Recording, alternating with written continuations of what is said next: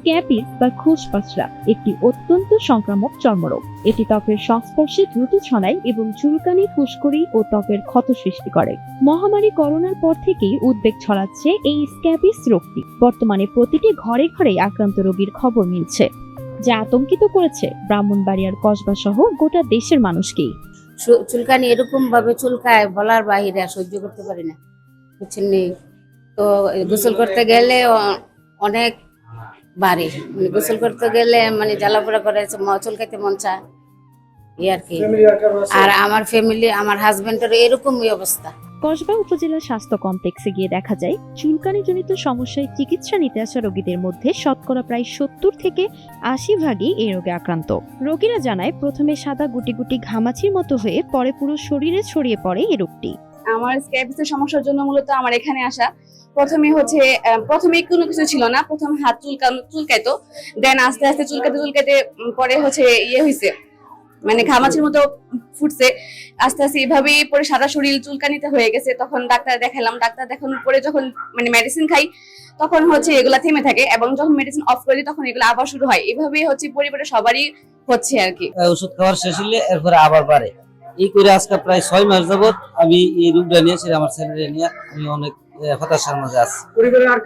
পরিবারের এখন বর্তমানে পরিবারের সবারই গুটি গুটি এই হাজলি এবং চুলকানির মতন স্ক্যাবিস সাধারণত শরীরের উষ্ণ এবং আর্দ্র স্থানগুলিতে হয়, যেমন কবজি, আঙুলের ফাঁক, কনুই, বগল, কোমর এবং পায়ের আঙ্গুল এবং পায়ের পাতার মধ্যে।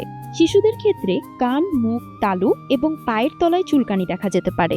প্রতিদিনই হাসপাতালের বহির্বিভাগে এসব রোগীর ভিড় বাড়ছে। আমার এখানে যত চর্মরোগের রোগী আসে তার মধ্যে ম্যাক্সিমামই স্ক্যাবিসের, এবং এটা মোটামুটি এখন বেশ ব্যাপক মাত্রায় আমি দেখতে পাচ্ছি। এটা লক্ষণগুলো দেখা যায় ছোট ছোট ফুসকুড়ি, ছোট ছোট গোটা হয়।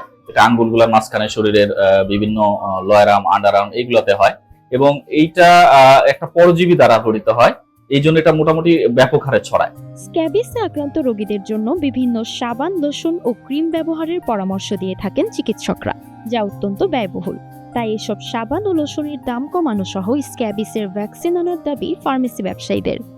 এখন হসপিটালে যে বেশিরভাগ যে চুলকানি রোগে আসে তার বেশিরভাগই হচ্ছে স্ক্যাবিস রোগে আক্রান্ত। আর স্ক্যাবিস রোগের জন্য যে লোশন ব্যবহার করতে হয় এবং সাবান রয়েছে, এগুলো হচ্ছে খুব ব্যয়বহুল। আর আমাদের এখানে যে চুলকানি রোগীগুলো আসে এর 80% ধরা যায় যে স্ক্যাবিসে আক্রান্ত। আর স্ক্যাবিস একটা রোগ যেটা স্বাভাবিকভাবে ব্যয়বহুল চিকিৎসা। আর এগুলোর জন্য ডাক্তাররা যে ক্রিম এবং লোশনগুলা ব্যবহার করতে বলে, এগুলা ব্যয়বহুল। এজন্য অধিকাংশ লোক সঠিকভাবে ওষুধ নিতে পারছে না। ক্রিম নিলে দেখা গেল লোশনটা নিচ্ছে না, লোশন নিলে ক্রিমটা নিচ্ছে না। স্ক্যাবিস একটি উচ্চ মাত্রার ছোঁয়াচে রোগ হওয়ায় আক্রান্তদের দ্রুত চিকিৎসা নেওয়ার পরামর্শ এই চিকিৎসকের। এই পরজীবীটা মানুষের শরীরে চামড়ার নিচে থাকে এবং এখান থেকে হেঁটে হেঁটে এক জায়গা থেকে বাসা বাঁধে, তারপর আরেক জায়গায় চলে যায়।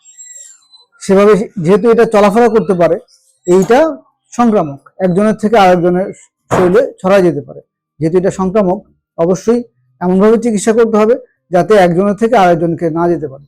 ধরেন কোন একটা ফ্যামিলিতে একজনের হলো, এমনভাবে চিকিৎসা করবে প্রত্যেকেই একসাথে চিকিৎসা নিবে, যাতে একসাথেই ওই ঘরের জীবাণুগুলো, পরজীবীগুলো মারা যায়। আর পরিষ্কার পরিচ্ছন্ন থাকতে হবে। আর এটা চিকিৎসা একেবারে সম্পূর্ণরূপেই মেডিকেল যে চিকিৎসাটা আছে এটা দিয়ে সম্পূর্ণরূপে ভালো হয়। শারীরিক পরিচ্ছন্নতা মানার পাশাপাশি সঠিক নিয়ম মেনে চিকিৎসা নিলে স্ক্যাবিস নিরাময় সম্ভব, এমনটি বলছেন চিকিৎসকরা।